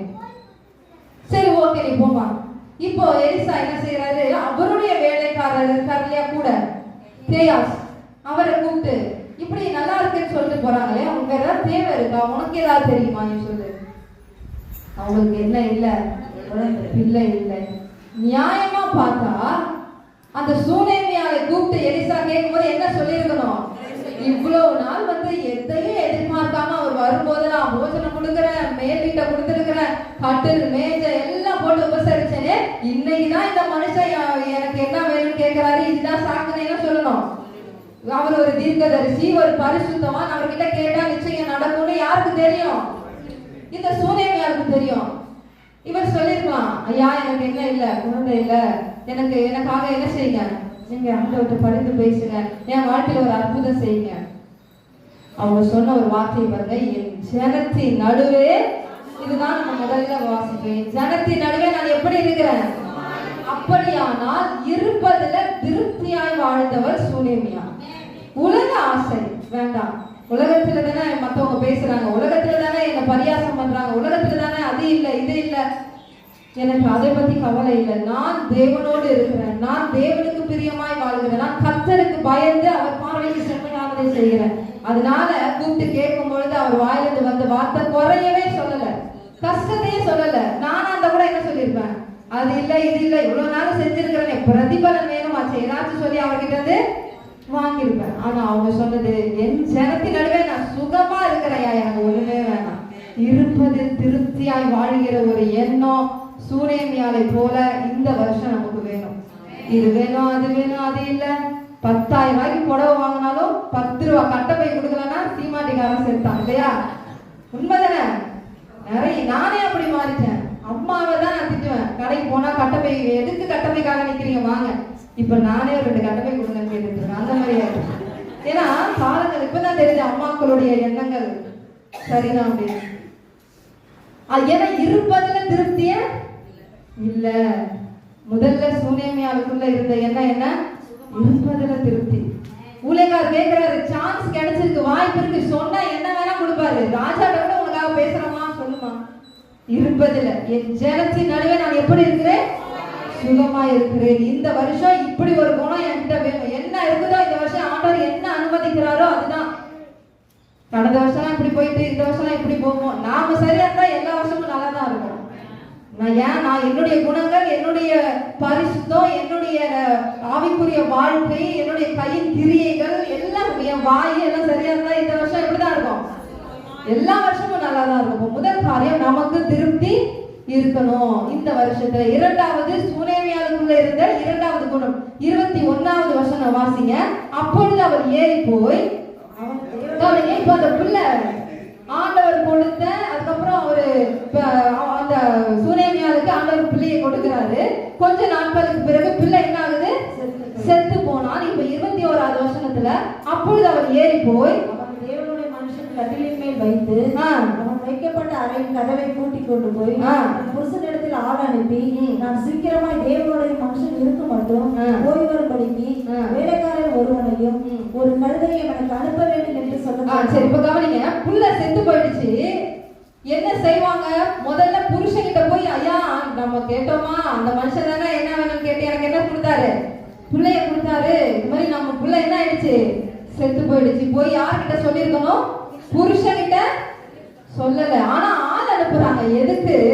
வாசி அந்த வசனத்தை நான் வாசிக்கிறேன் பாருங்களேன். 22வது வசனம். தன் புருஷனிடத்தில் ஆள் அனுப்பி, நான் சீக்கிரமாய் தேவனுடைய மனுஷன் இருக்கும் இடத்துக்கு போய் வரும்படிக்கு வேலைக்காரரில் ஒருவனையும் ஒரு கழுதையும் எனக்கு அனுப்புங்க. புள்ள செத்துட்டான் அப்படின்னு இருக்கா? சொன்னாங்களா புருஷன்கிட்ட? 23. அப்பொழுது அவன், இது அமாவாசையும் அல்ல ஓய்வு நாளும் அல்லவே, நீ இன்றைக்கு அவரிடத்துக்கு போக வேண்டியது என்ன என்று கேட்க சொன்னான். அதற்கு அவள், கேட்டுட்டாரே புள்ள செத்துட்டான் அதனால நான் போறேன்னு சொன்னாங்களா? பாருங்க, எல்லாம் சரிதான், நான் போக வேண்டியது இருக்கிறது என்று சொன்னார். மனிதனை நான் நம்பவில்லை, மனுஷனுக்கா வாழவில்லை. ஊழியனுக்கு முதலிடம், தேவனுக்கு முதலிடம். புருஷனா இருக்கட்டும் யாரா இருக்கட்டும், இவர்கிட்ட சொன்னா என் புள்ள உயிரோட எழுப்பாரு. சொல்ல வேண்டியவங்க கிட்ட சொன்னாதான். அவருடைய எண்ணத்தை பாருங்க. எப்பயாச்சும் வந்து தங்குகிற ஒரு பரிசுத்தவான் தானே, என்னைக்கோ ஒரு நாள் வந்து தங்குறவர் தானே. அவர்கிட்ட முதல்ல என் புருஷன்கிட்ட எப்படி 2 பேரும் ரொம்ப நாள் கழித்து கொடுக்கப்பட்ட அந்த பிள்ளையை எப்படி அன்பா வளர்த்திருப்பாங்க. பிள்ளை இறந்தத புருஷனுக்கு கூட அறிவிக்காம யாருக்கு சொல்ல ஓடுறாங்க? ஊழியக்காரனுக்கு.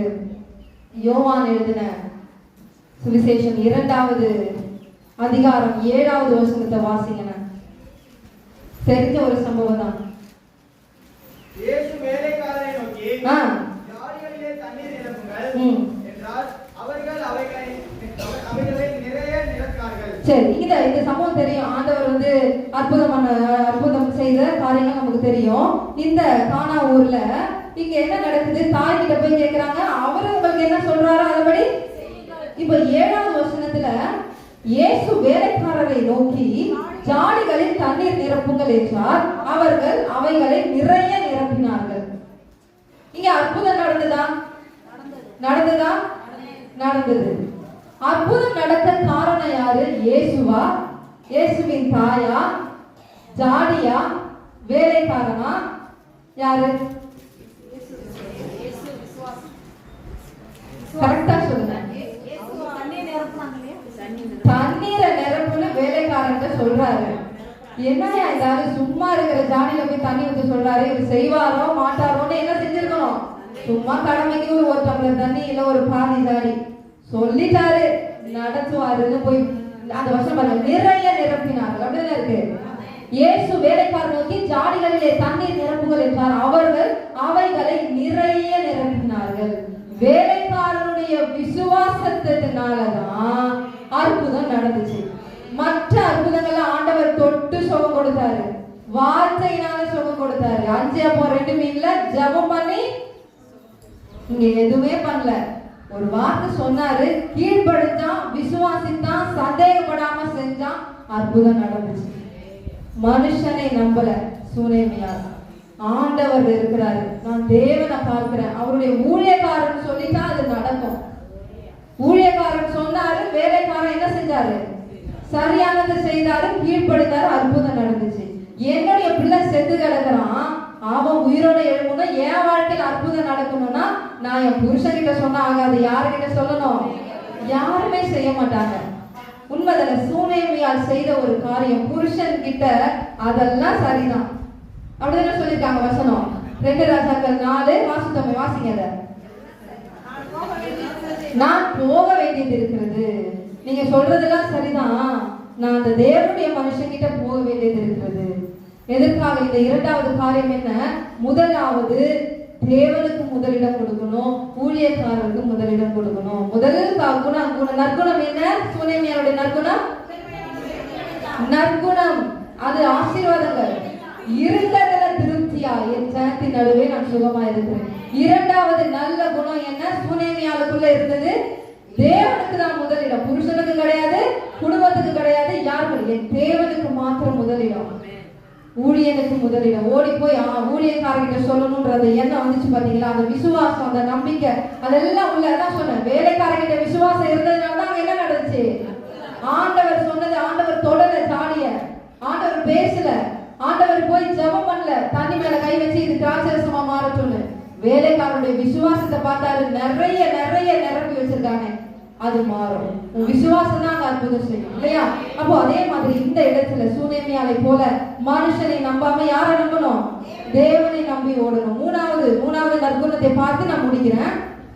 25வது வசனம்.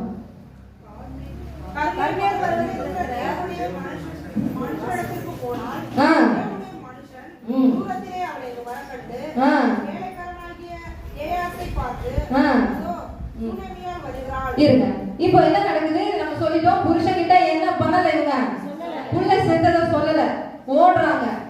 வரத யார் பாக்குறா? எலிசா பாக்குறாங்க, எலிசா வேலைக்காரங்க பாக்குறாங்க, இந்த கேயாஸ் பாக்குறாரு.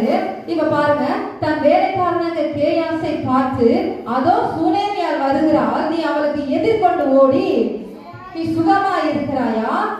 முக்கியமான வார்த்தை, நல்லா எல்லாரும் வாசிங்க. நீ சுகமா இருக்கிறாயா? ஒரு புருஷன் சுகமா இருக்கிறானா? அந்த பிள்ளை சுகமா இருக்கிறதா என்று அவளிடத்தில் கேள் என்றான். அவள் சுகம்தான் என்று சொல்லி. எப்படிப்பட்ட நிலைமையில வராங்க? புருஷன் கிட்ட கூட புள்ள செத்தத சொல்லல, வரத பாக்குறாங்க. எலிசா வேலைக்காரனாகிய கேயாச கூப்பிட்டு, எப்பா போ, சூனேமியார் வராங்க, முகத்தை பார்த்தா துக்கமா இருக்கு, என்னன்னு போய் கேளு, எதிர்கொண்டு போ, என்னன்னு போய் கேளு. என்ன கேளு? நீ சுகமா இருக்கியா? உன் புருஷன் சுகமா இருக்கிறானா? உன் புள்ள சுகமா இருக்குதா? போறாரு கேயாசு, சொல்லிட்டாரு, ஓடி போய், ஏமா சுகமா இருக்கிறீங்களா? உன் புள்ள நல்லா இருக்கா? இவ என்ன சொல்லிருக்கணும்? ஊழியக்காரனை பார்த்துட்டா, ஊழியக்காரனோட வேலைக்காரன் தானே கேட்கறான், கத்தி கதறி அழுது, என் புள்ள செத்துட்டான், நீங்க தானே என் வீட்டுல வந்து தங்குறீங்க, நீ தானே சொன்ன அவர்கிட்ட எனக்கு புள்ள இல்லைன்னு, இப்ப நீ கொடுத்த புள்ள தானே, நீங்க கொடுத்த ஆசீர்வாதம் தானே, நீங்க எனக்காக ஆண்டவர்கிட்ட கேட்டு, நான் கேட்கவே இல்லையே, நான் சுகமா இருக்கிறேன்னு தானே சொன்னேன், நீங்க தானே எனக்கு இந்த ஆசீர்வாதத்தை கொடுத்தீங்க, இப்போ அந்த புள்ள செத்து போயிடுச்சேன்னு சொல்லி யார்கிட்ட அழுதுருக்கலாம்? கேயாஸ்கிட்டயே சொல்லி இருக்கலாம். ஆனால் அவங்க சொன்ன ஒரு வார்த்தை சுகந்தான் என்று சொல்லி. அப்படியான அதுக்கப்புறம் வாசிங்கன்னா, பர்வதத்தில் இருக்கிற தேவனுடைய மனுஷனிடத்தில் வந்து, அந்த மனுஷன் யாரு? எலிசா. அந்த மனுஷனிடத்தில் வந்து அவன் காலை பிடித்து கொண்டால், அப்பொழுது கேயாசி அவளை விலக்கி விட வந்தான். ஏன்னா கேயாசி கிட்ட என்ன சொல்லி இருக்கிறாங்க? சுகந்தான். என்னையா வந்து நான் என்கிட்ட நல்லா இருக்காங்கன்னு சொல்லி வந்து காலை பிடிக்கிறாரு. காலை விலக்கிவிட வந்தான். தேவனுடைய மனுஷன் அவளை தடுக்காதே, அவள் ஆத்மா துக்கமாய் இருக்கிறது, கர்த்தர் அதை எனக்கு அறிவியாமல் மறைத்து வைத்தார். அப்பொழுது அவள், நான் என் ஆண்டவனிடத்தில் ஒரு குமாரனை இப்பதான் கதறாங்க. இப்பதான் யாருக்கிட்ட சொல்லணுமோ அவங்க கிட்ட சொல்லணும். இந்த மூன்றாவது குணம் என்ன? சூனேமியாருடைய வாயிலும் வார்த்தையிலும் ஒரு காவல் இருக்குது. கேயாஸ் கிட்ட சொல்றதுனால அற்புதம் நடக்காது. வேலைக்காரங்கிட்ட சொல்றதுனால என் புள்ள உயிரோட எழுத போறது இல்ல. ரெண்டாவது நற்குணம், என் புருஷன்கிட்ட சொல்றதுனாலயும் அதெல்லாம் சரிதான். நான் முதல்ல எனக்கு வண்டி அனுப்பு, நான் ஊழியக்காரனை பார்க்க போறேன். ரெண்டாவது காரியம் அவங்க தானே பண்ணாங்க. மூன்றாவது காரியம், வேலைக்காரன் வராரு, வேலைக்காரனையாச்சும் சொல்லி அழுவோம். இல்ல, வாயில காவல் வேணும். சூனேமியாருடைய வாயிலும் வார்த்தையில என்ன இருந்துச்சு? கேயாச கஷ்டப்படுத்தல.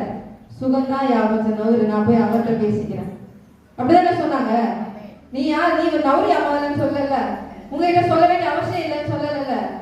எல்லாரும் நல்லா இருக்கணும். யாரு கேட்டாலும் அந்த வாயில வார்த்தையில என்ன வேணும்?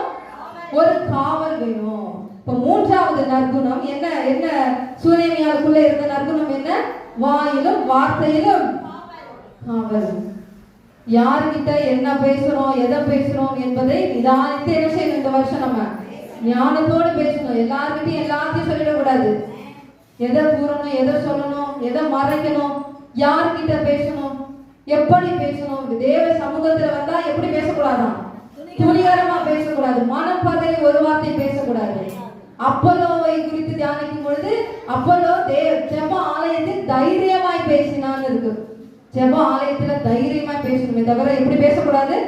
துணிகரமாய் பேசக்கூடாது, மனம் பதறி பேசக்கூடாது. ஏன்னா வேதம் அவ்வளவு அழகா நமக்கு சொல்லி தருது. எப்படி பேசணும், எப்படி நடக்கணும், எப்படி வாழணும். அதுதானே கிறிஸ்தவ வாழ்க்கை இல்லையா? நம்ம வாய்க்கு என்ன வேணும்? காவல் வேணும். வாய் வார்த்தை ரொம்ப முக்கியம். ஒரு வார்த்தை கொள்ளும், அப்பா அடிக்கடி சொல்லுவாங்க, ஒரு வார்த்தை கொள்ளும், ஒரு வார்த்தை. அப்போ ஒவ்வொரு வார்த்தையும் நம்ம விடும் பொழுது எப்படி இருக்கணும்? மற்றவருடைய பாட்டு பாடுறோம் இல்லையா? என் வாயின் வார்த்தையெல்லாம் பிறர் காயம் மாற்ற வேண்டும். அப்படி இருக்கிறோமா? நம்முடைய வாயின் வார்த்தை மற்றவருடைய காயத்தை ஆற்றணும். நம்ம பேசுகிற வார்த்தை மற்றவர்களை புண்படுத்தக்கூடாது. இந்த வருஷம் நம்ம தீர்மானம் எடுக்க போறோம். முதல்ல சூனேமியாருக்குள்ள இருந்த நற்குணம் இருந்ததுல திருப்தி. ரெண்டாவது, தேவனுக்கு முதலிடம், புருஷன் கிட்ட கூட சொல்லல. மூணாவது, வாயில காவல். யார்கிட்ட சொல்லணுமோ அவங்கள்ட்ட தான் சொல்லணும். எதை சொல்லணுமோ அதை தான் சொல்லணும். எல்லார்கிட்டையும் எல்லாத்தையும் சொல்லக்கூடாது. அப்பா சொல்லுவாங்க, கண்டவங்கிட்ட போய் என்னத்தை கொடுக்காத. அது மாதிரிதான் எல்லாத்தையும் எல்லார்கிட்டையும் சொன்னோம்னா மாட்டிப்போம். தேவனுக்கு பிரியமாய் பயந்து நடக்க ஆரம்பிச்சிட்டோம்னா நம்ம சொல்ற ஒவ்வொரு வார்த்தையும் என்ன செய்வார் ஆண்டவர் கணக்குல. ஒரு அம்மா வந்து ஜபம் என்ன சொல்லுவாங்க, மா ஜபம் என்ன பேருமா சொல்லுங்கம்மா, அந்த திருட்டு பையனுக்காக ஜபம் பண்ணுவான். வாயின் வார்த்தை நான் சொல்லுவேன், அந்த திருட்டு பையன் சொல்ற வரைக்கும் அவன் எப்படிதான் இருப்பான். அந்த சவுக பையனுக்காக ஜபம் பண்ணுவான், அவன் எப்படிதான் இருப்பான், அப்படிதான் இருப்பான். சொல்லும் போதே தாய் வேதனை தான், அடங்க மாட்டான், பின்படைய மாட்டான், குடிக்கிறான், அடிக்கிறான், எல்லாம் பண்றான். வாயின் வார்த்தை அவன் திருந்தணும், மன திரும்பணும். அந்த அந்த பிரயாசம் இருக்கிறதுனால தான் ஜெபிக்கணும். ஆனா அந்த கோபத்தின் மிகுதியில வாயில என்ன வந்துருது, அந்த பயம் இந்த பயம் அப்படி சொல்ற வரைக்கும் அந்த எப்படி இருப்பாங்க. அப்படிதான் நம்முடைய வாயின் வார்த்தை விசுவாச அறிக்கை. நான் சொன்னேன் இல்லையா, அந்த வாயில இருந்து வருகிற ஒவ்வொரு வார்த்தையிலும் என்ன இருக்கு, ஜீவன் இருக்கு. ஆண்டவர் பார்க்கிறாரு. அப்போ இந்த ஆண்டு நம்ம எடுக்க வேண்டிய காரியங்கள் என்ன அப்படின்னா, தீர்மானங்கள் என்ன? என்னுடைய வாய்க்கும் வார்த்தைக்கும் நான் என்ன வைக்கிறேன், காவல் வைக்கிறேன். இந்த 3 குணங்களும் எனக்கு வேணும். இந்த 3 குணங்களும் எனக்கு வேணும். அப்பதான் அந்த 7 ஆசீர்வாதத்தை நான் பெற்றுக்கொள்ள முடியும். சூனேமியால் பெயரிடப்படாத ஒரு பெண். ஒரு ரவுண்ட் முடிச்சிருவோம். சூனேமியால் யாரு? பெயரிடப்படாத ஒரு பெண், கனம் பொருந்திய ஒரு ஸ்திரீ. என்னைக்கோ வந்து தங்குற ஒரு மனுஷனுக்கு இந்த 7 பொருளை கொடுத்து 3 ஆசீர்வாதத்தை பெற்றாங்க. 3 நற்குணங்கள் இவங்களுக்குள்ள இருந்துச்சு. புரிஞ்சுதா? இப்ப 7 தீர்மானங்களை அறிக்கையை ஒரு தடவை சொல்லிடுவோமா? 3 நற்குணங்கள் இப்ப பார்த்தோம் இல்லையா? இது இருந்தா அந்த ஆசீர்வாதத்தை நம்ம பெற்றுக்கொள்ள முடியும் இல்லையா? முதல்ல, இந்த வருடம் நான் முதன்மையானதை தருவேன். இந்த வருடம் கட்டுப்பாடாய் பரிசுத்தமாய் வாழ்வேன். இந்த வருடம் சமாதானத்தோடும் சுகத்தோடும் இருப்பேன். இந்த வருடம் தேவனோடு மாத்திரம் ஐக்கியத்தோடு இருப்பேன். இந்த வருடம் இளைப்பாறுதலோடு இருப்பேன். இந்த வருடம் மற்றவர்களுக்கு வெளிச்சத்தை கொடுப்பேன். இந்த வருடம் உலகத்தை தேவையற்ற உலக தொடர்பை இது எல்லாம் இப்ப இருக்குன்னு நினைச்சு பாருங்களேன். என் வாழ்க்கை எப்படி இருக்கும்? எப்படி இருக்கும்? இதெல்லாம் நான் சரியா இருக்கிறேன், இந்த ஆசீர்வாதம் எல்லாம் என்கிட்ட இருக்குன்னா நான் தான் உலகத்திலே சந்தோஷமான ஆளு இல்லையா? ஏன்னா வேதத்துல ஒரு வருஷம் இருக்கு, தேவனுடைய பிள்ளைகளை சுற்றி ஏசாயால வாசிக்கும் பொழுது இருக்கும், எரிச்சல் உள்ளவர்கள், யுத்தம் பண்ணுகிறவர்கள், போராடுகிறவர்கள், வழக்காடுகிறவர்கள்லாம் இருக்கிறாங்க. அப்படி இருக்கிறவங்க மத்தியில தான் நம்ம என்ன செஞ்சுட்டு இருக்கோம்? ஆண்டவர் நம்மளை தெரிஞ்சு வச்சிருக்கிறார், ஆண்டவர் நம்மளை முன்குறிச்சு வாழ வச்சிருக்கிறார். அப்படி இருக்கும் பொழுது நான் இந்த சூனேமியாலாய் மாறிச்சேன்னா இந்த நற்குணம், என்ன நற்குணம் இருக்கிறதுல இந்த வருஷம் நான் திருப்தியா இருக்க போறேன். என்ன காரியனாலும் என்ன பிரச்சனைனாலும் மனுஷங்கிட்ட சொல்லாம தேவனிடத்துலதான் சொல்ல போறேன். மூணாவது என் வாய், அதுதான் முக்கியம். அது சரியா இருந்துச்சுன்னு வச்சுக்கோங்க, 2025 இல்ல 4025 வரைக்கும் நல்லா இருக்கும் இல்ல? இந்த வாயின் வார்த்தை, வாய்க்கு நான் காவல் வச்சுட்டேன்னா இந்த 3 நற்குணமும் சூனேமியாளுக்குள்ள இருந்ததுனாலதான் 3 ஆசீர்வாதத்தை சூனேமியால் பெற முடியும். இந்த 7 காரியங்கள் இப்ப பார்த்தோம் இல்லையா? விசுவாச அறிக்கை, இந்த ஆசீர்வாதத்தை நிச்சயம் ஆண்டவர் நமக்கு தருவாரு. உடனே தரலன்னா கொஞ்சம் கொஞ்சமா தான் நம்ம விசுவாசிக்க நற்குணங்கள் பெருக பெருக மாற்ற வேண்டிய காரியங்களை மாற்ற, இன்னும் திரும்ப மேல திரும்ப பரிசுத்தத்தின் மேல பரிசுத்தம் அடைய ஆண்டவர் என்ன செய்வாரு? எல்லாம் நம்ம ஈசாக்குடைய அந்த ஒரு வசனம் எனக்கு ரொம்ப பிடிக்கும், அதை மட்டும் வாசிக்க நான் முடிச்சிடறேன். சாரிப்பா. ஆதியாகமம் 26:12.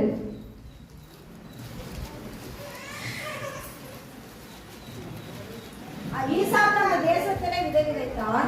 கர்த்தர் அவனை ஆசீர்வதித்ததினால் அந்த வருஷத்தில் 100 மடங்கு பலன் அடைந்தான். 13.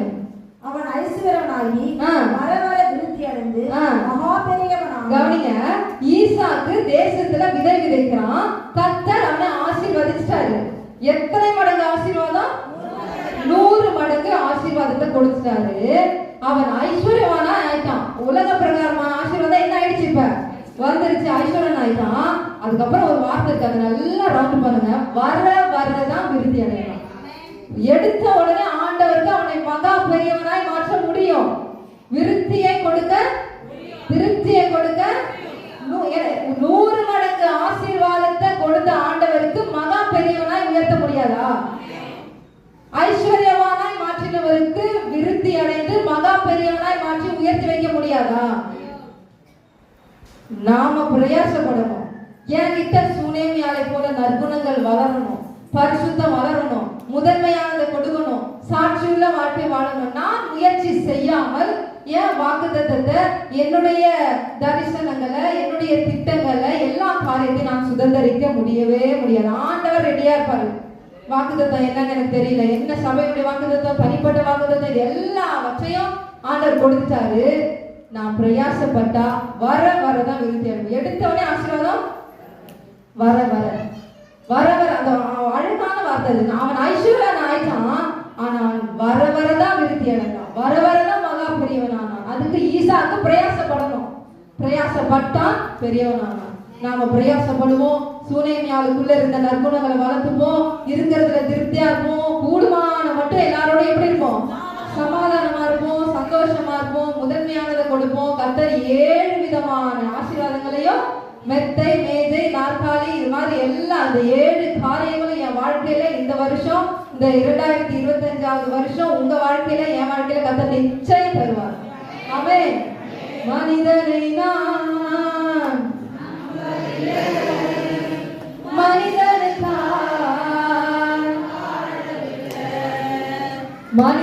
நான் சத்தமா பாடுங்க. வாழவில்லை இயேசுவே உம்மை நம்பி, இயேசுவே உம்மை நம்பி. கண்களை மூடி சொல்லிக்கலாமா? பரிசுத்த தெய்வமே, நான் சூனேமியாலாய் மாற ஆசைப்படுறேன்ப்பா. இந்த வருஷம் அந்த 3 நற்குணங்கள் எனக்கு வேணும், அந்த 7 விதமான ஆசீர்வாதம் எனக்கு வேணும். என் வாயிலிருந்து இந்த பிரசங்கத்துல என் திருச்சபையாரோடு நாங்க அறிக்கை செய்திருக்கிற அந்த 7 விசுவாச அறிக்கையை நீங்க பாக்குறீங்க. நான் முதன்மையான காரியத்தை கொடுக்கணும்ப்பா, நான் இளைப்பாறுதலோடு வாழணும், நான் சமாதானத்தோடு வாழணும், நான் உம்மோட ஐக்கியமா இருக்கணும், எல்லா எல்லா எல்லா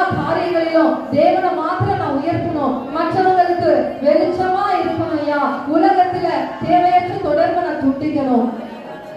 என்னை சூழ்நிலையாளாய் மாற்றுங்க. இருக்கிறதுல இந்த வருஷம் நான் திருப்தியா இருக்க போறேன். நீங்க என்ன அனுமதிக்கிறீங்களோ அதை நான் சந்தோஷமா ஏற்றுக்கொள்ள போறேன். நான் மிஞ்சி மிஞ்சி பேச மாட்டேன். என் வாய்க்கு நான் காவல் வைக்கிறேன். என் வார்த்தைக்கு நான் காவல் வைக்கிறேன். உமக்கு பிரியமானதை செய்யறேன். உலகத்துக்கு மனுஷனுக்கு முதலிடம் கொடுக்காம தேவனுக்கு மாத்திரம் முதலிடம் கொடுத்து எல்லா ஆசீர்வாதத்தையும் பெற்றுக்கொள்ள ஆசைப்படுகிற ஐயா. இருதயத்திலிருந்து சொல்லுறோம், எங்க வார்த்தையை ஏற்றுக்கோங்க, கனம் பண்ணுங்க, பெரிய காரியங்களை செய்யுங்க. இயேசுவின் நாமத்தில் ஜெபிக்கிறேன் எங்க நல்ல பிதாவே.